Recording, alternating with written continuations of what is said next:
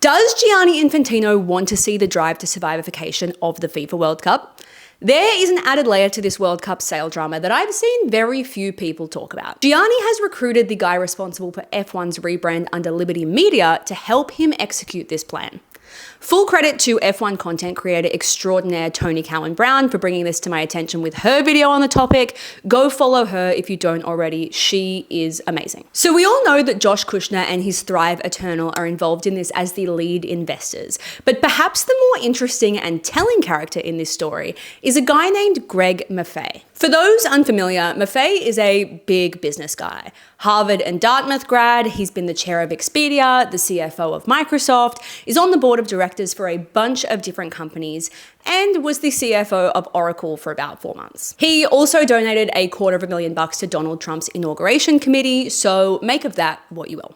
But the role he is most well known for is the former president and CEO of Liberty Media. This was a role he stepped down from in November 2024 after Liberty Media disclosed they were under Department of Justice investigation over the decision to deny Andretti Global's bid to join F1. Liberty stuck to the corporate script and said that he was simply stepping down at the end of his contract, but Maffei allegedly once told Mario Andretti that he will, quote, do everything in my power to see that Michael, his son, never enters Formula One. So make of that exit what you will. So his role in this story is particularly interesting because he basically wrote the playbook for commercializing something out the wazoo. In 2017, Maffei played a key role in Liberty's acquisition of then stagnant Formula One.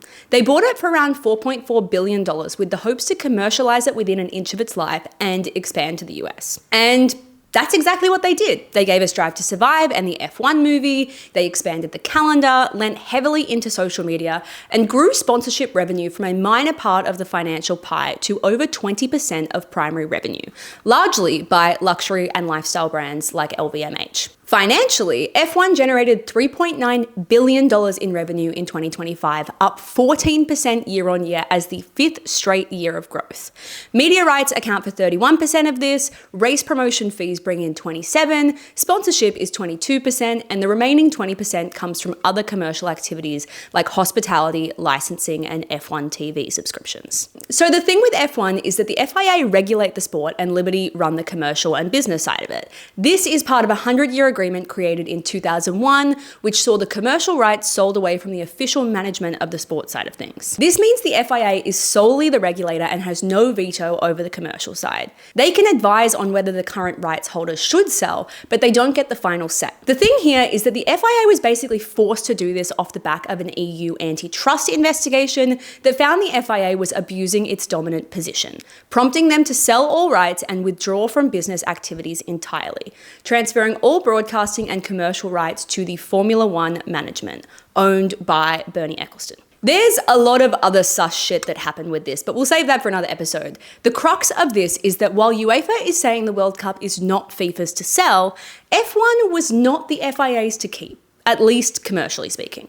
So what FIFA has proposed is slightly different to this, retaining sole control and exclusive authority over governance, competitions, international match calendars, and all regulatory and sporting decisions. So basically the proposal is F1 Lite. They're selling part of the pie, but not flogging it off as its own spin-off business. In saying that, seeing the F1 success story, it is hard not to conclude what Gianni might be expecting from getting Maffei involved with the FFE. But if you think the F1 might have been a fluke, it's worth noting that Maffei is about to rinse and repeat this playbook with horse racing. So earlier this month, Maffei and Skylark founder and CEO Danny Epstein announced they're launching a, quote, new team-based horse racing league that will draw on elements of F1 in an attempt to draw in younger fans and gambling. Yikes. So they are seeking to raise $30 million to launch the HRL in February, with one team already bought by Dubai ruler Sheikh Mohammed Rashid Al Maktoum for $6 million. It's worth noting that he also said he might back the league's fundraising as well. The league, quote, plans to generate revenue through sponsorships, betting, merchandise, hospitality, and sale of media rights. The HRL is also aiming to buy 80 horses and divide them amongst 10 founding teams in an NFL-style draft that will allow them to trade during the season. Sounds absolutely fucking insane if you ask me. So what does this venture tell us about what we might expect his role with FIFA to be? Well, here's what he said about the horse racing thing that I think can give us a bit of a glimpse into what Infantino might be hoping to capitalize on.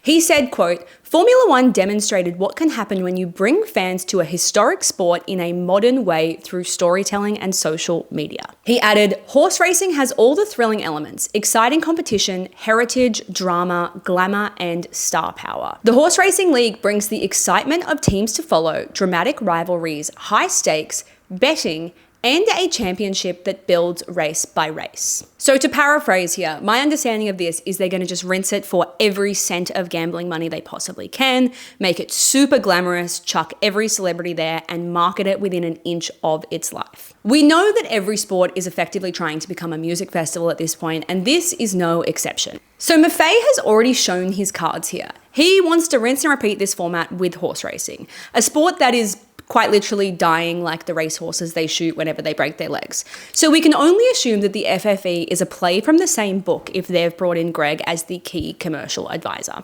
Is the World Cup going to get the Drive to Survive treatment, or will we see Gianni Infantino fumble the bag so badly that he loses the next FIFA election despite going unopposed as it currently stands? Only time will tell.